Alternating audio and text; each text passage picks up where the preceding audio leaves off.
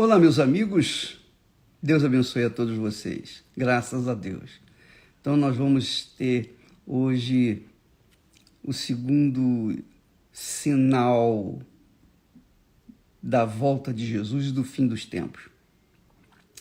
Não se esqueça que ontem nós falamos sobre o versículo 24, capítulo 24, versículo 5 de Mateus, quando Jesus disse: acautelai-vos que ninguém vos engane, porque muitos virão em meu nome, dizendo eu sou o Cristo, e enganarão a muitos.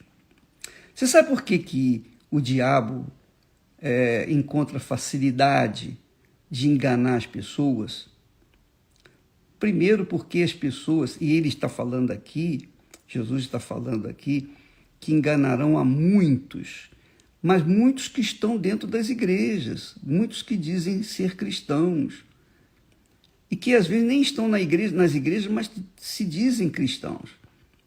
Então o diabo engana muitos cristãos. Por quê? Porque muitos cristãos usam a fé com emoção, com sentimento. Quando você usa a sua fé com o coração, é óbvio que você vai ser enganada pela sua própria fé. Você verifica, por exemplo, um exemplo claro disso. Você vai na igreja, você vem na igreja, mesmo na Igreja Universal, e você sente uma emoção, você sente um sentimento bom, agradável, você chora, você se sente muito bem. Mas depois, quando você sai, quando vai enfrentar as lutas do dia a dia, você derrete. Você se desfaz. Por quê? Porque a sua fé que você manifestou dentro da igreja não foi uma fé inteligente, mas foi uma fé emotiva. A fé inteligente, que é a fé sobrenatural, ela dá segurança para a gente, mesmo nas horas de dificuldades. E você verifica que quando Jesus estava no barquinho dormindo e veio um vendaval e sacudiu o barco, chovia, etc. E os discípulos ficaram apavorados. Por quê? Porque a fé que eles estavam esboçando em Jesus era uma fé natural, uma fé que tinha que ver para crer. Essa é a fé natural, é a fé emotiva. Eu tenho que ver para crer. É a fé emotiva. A fé sobrenatural é o contrário. Você crê para depois então ver. Não é legal isso? A fé é inteligente, minha amiga. A fé é o poder de Deus dentro de nós. A fé não é para trazer facilidade. A fé é para vencer as dificuldades, para vencer os problemas. Quando a fé é inteligente, quando a fé é sobrenatural, quando a fé vem de Deus. Daí a razão, a necessidade de as pessoas receberem o Espírito Santo, batismo com o Espírito Santo. Quando a pessoa é batizada com o Espírito Santo, quando é selada com o Espírito Santo pelo Senhor Jesus, então a fé dela não vai ser mais emotiva, mas vai ser uma fé consolidada, uma fé permanente, uma fé sólida, uma fé que vai enfrentar lutas, mas vai vencer. Então, quando Jesus fala que nos últimos tempos muitos virão dizendo eu sou o Cristo e enganarão a muitos, ele está falando aqui com respeito aos crentes, com respeito àqueles que creem em Jesus e que fundamentam a sua fé nas emoções, no coração. Então, por favor, minha amiga, tenha atenção com respeito à sua fé para que você não venha ser iludida com ela, porque a fé emotiva ilude aos montes. E como? Por exemplo, você pergunta ainda, ô bispo, como é que o diabo pode enganar a gente estando na igreja? Eu vou dizer para você, por exemplo, só a título de exemplo, o pastor é homem de Deus, está no altar, está trabalhando, o bispo, seja lá quem for, que é um oficial da igreja, está trabalhando. Mas, por alguma falta, ele caiu em tentação. Ele traiu a mulher dele. Bom, ele traiu a mulher, é óbvio que ele tem que ser afastado do altar até que ele realmente se converta ou se arrependa e mostre frutos de arrependimento para que ele possa retornar. Enquanto isso, por exemplo, na Igreja Universal, a gente pega o pastor que caiu em falta e se a gente vê que ele não caiu por falta de caráter, ele caiu por foi uma falta de atenção. Então a gente dá um trabalho para ele secular e fica observando as atitudes dele, se ele realmente está arrependido, etc, etc. Então ele vai passar pelo crivo da provação, porque se ele não for punido, ele vai tornar a fazer a mesma coisa. Então esse pastor, o que ele faz? Ele fala, não vou ficar me submetendo a outras coisas, não, eu vou sair fora. Então ele sai da igreja, pelo menos na Igreja Universal é assim, ele sai da igreja e ele funda uma nova igreja. Só que ele funda uma nova igreja cheio de mágoas, de rancores, ressentimentos. E ele vai pregar o evangelho cheio de mágoas, ressentimentos e rancores. Sabe o que vai acontecer? O que ele vai dar para as pessoas? Qual o espírito que ele vai passar para as pessoas? Nenhum. Ele vai passar para as pessoas carne. Ele vai passar para as pessoas letra, conhecimentos. Nada além disso. Então, o diabo ajuda. O diabo manda pessoas para lá, tira da igreja original e manda para lá e fica o sujeito sendo alimentado, sustentado. E então, aqueles membros que acompanharam aquele pastor, antigo pastor, o faltoso, e começam a receber o quê? Mensagens que têm só apenas e exclusivamente letra, não tem espírito. Então elas vão se tornando fracas, debilitadas, dia após dia vão caindo na fé, tal e qual o seu pastor. Então o diabo aí deita e rola. Aí vem com aquela conversa, minha graça te basta, a minha graça te basta. Se o justo cair, não ficará caído, mas o Senhor o levantará. E vem com aqueles versículos para se animar. Só que não é a palavra de Deus por completa, não é inteira a palavra de Deus. A mensagem é muito maior do que essa. Então as pessoas ficam debilitadas, enfraquecidas, enganadas, mesmo dentro das igrejas, que é o que está acontecendo, tem acontecido muito. Inclusive, você que está nos assistindo aí agora, se for uma dessas pessoas, você é aquela criatura que saiu da igreja porque fulano fez cara feia para você, o bispo passou e não te cumprimentou, aquelas bobeiras de crianças, né? Aí, minha amiga, você está perdendo o seu tempo.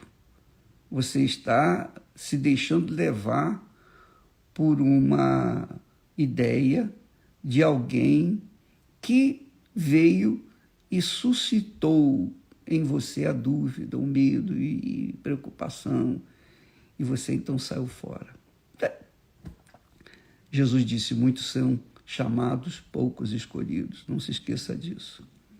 Então o engano o diabo usa o pastor, aquele suposto pastor, para levar uma mensagem que não venha ao encontro da necessidade das pessoas. Vamos seguir em frente. Então esse é um dos enganos. E o pior sinal, o sinal mais evidente, melhor dizendo, é o engano. Jesus começa falando do engano e fala 2 vezes com respeito ao engano. Acautelai-vos dos falsos mestres, dos falsos pastores, dos falsos profetas, porque muitos virão em meu nome e enganarão a muitos. E foi assim que começou lá no Jardim do Éden. Eva foi enganada pela serpente. Adão não. Adão caiu conscientemente, mas Eva foi enganada. Pode verificar lá. Bom, para não ficar só nesse assunto, vamos ao segundo sinal. O segundo sinal da vinda de Jesus e o final dos tempos. Fala assim: e ouvireis de guerras e de rumores de guerras. Olhai, não vos assusteis, porque é mistério que isso tudo aconteça. É necessário que tudo isso aconteça. Mas ainda não é o fim. Porquanto se levantará nação contra nação e reino contra reino, e haverá fomes e pestes e terremotos em vários lugares. Mas todas estas coisas são o princípio de dores. São os versículos 6 a 8 de Mateus 24. Então, Jesus fala no segundo sinal, ele fala guerras e rumores de guerras. Aí você vai dizer assim, bispo, mas isso a gente sempre ouviu. Sempre houve guerras na face da terra, etc. Mas agora as guerras não são como antigamente, que vinha com espada, com escudo. Não, agora as guerras são feitas com armas de fogo, as guerras são feitas com doenças, com pestes. É isso aí. As armas hoje são pestes, doenças, enfermidades. Eles fazem nos laboratórios, eles produzem nos laboratórios doenças para, na surdina, infectar o povo. E o que nós vemos hoje é justamente isso. A China, você sabe que a Covid-19 não é uma doença como a AIDS, como uma outra doença, uma gripe, não. A doença chamada Covid-19 foi fabricada no laboratório, lá na China. Por que eles fabricaram essa doença? Qual o fundamento de fabricar uma doença? Porque um laboratório se fabrica remédios para combater as doenças que estão aí, as epidemias. Mas esse caso aí, a Covid é uma doença fabricada, forjada, manuseada com a mão humana. E olha só a desgraça que está fazendo no mundo inteiro. As sociedades, os países estão aí em polvorosa.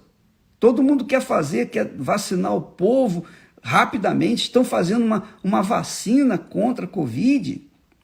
Você sabe que os cientistas estão dizendo aí, os cientistas dizem assim, olha, para se fazer uma vacina para combater a gripe, no mínimo leva 10 anos. As vacinas que eles estão fazendo aí contra a Covid foram feitas há pouco tempo, a toque de caixa, para amenizar o problema, mas a gente não sabe o que vai acontecer com essas vacinas. As pessoas vão tomar essas vacinas, a gente não sabe o que vai acontecer. Ninguém sabe, nem os cientistas sabem. Por quê? Porque essa doença, ela tem uma mutação, ela se transforma, porque ela foi criada, ela foi inventada dentro de um laboratório. Então, eu sei que no final dos tempos haverá uma guerra bacteriológica. Os países desenvolvidos fazem em seus respectivos laboratórios doenças para levar essa maldição para outros países e acabar com a economia daqueles países. Por exemplo, você está vendo que as economias do mundo inteiro, da Europa, nos Estados Unidos, das Américas e da própria China também, do próprio Japão, as economias estão ruindo por causa dessa pandemia de Covid. por causa da fabricação em laboratório. Então Jesus diz guerras e rumores de guerras, porque a guerra já está vendo. Você não está vendo aí a guerra dos políticos? Você não está vendo aí a guerra para obter a vacina a qualquer custo? Qualquer preço? Todo mundo quer sair na frente. Nação contra nação e reino contra reino. Ora, fomes, pestes e terremotos.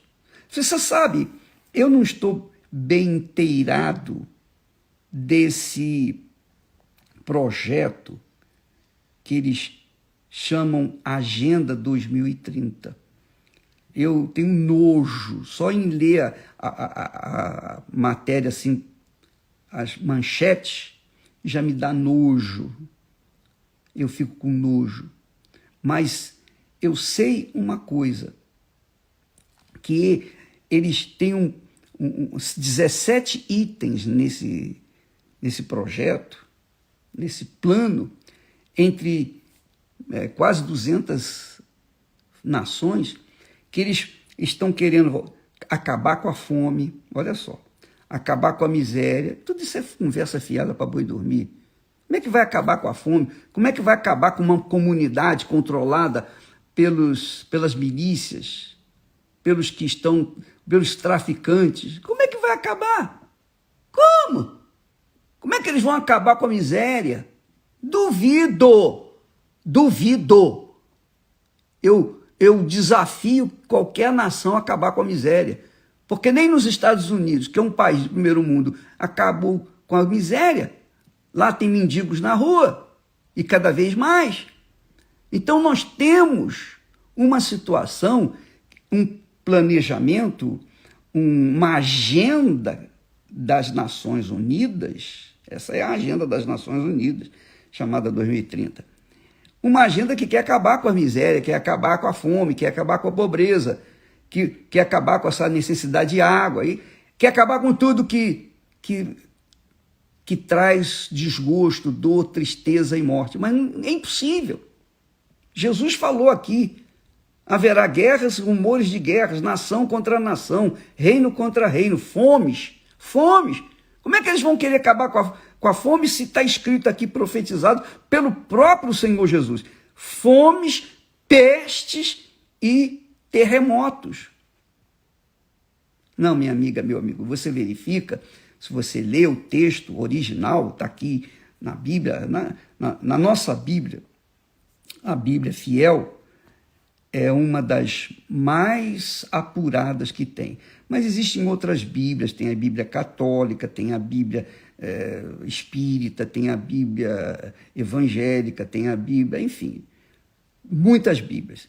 Então você tem que tomar cuidado, porque as Bíblias estão sendo corroídas, corrompidas. Eles estão fazendo agora uma Bíblia, a Igreja Católica, lá nos Estados Unidos, eles estão planejando uma Bíblia que não vai ter mais ele ou ela, vai falar apenas referindo-se a uma pessoa, para não distinguir homem de mulher, de homossexual, de lésbica, etc, etc. Então, eles querem criar um Deus que não seja chamado de ele, porque Deus poderia ser uma mulher, segundo esse pessoal. Então, nós verificamos que eles estão fazendo Bíblias assim. E eu não sei quando é que vão lançar, mas já deve estar lançando por aí.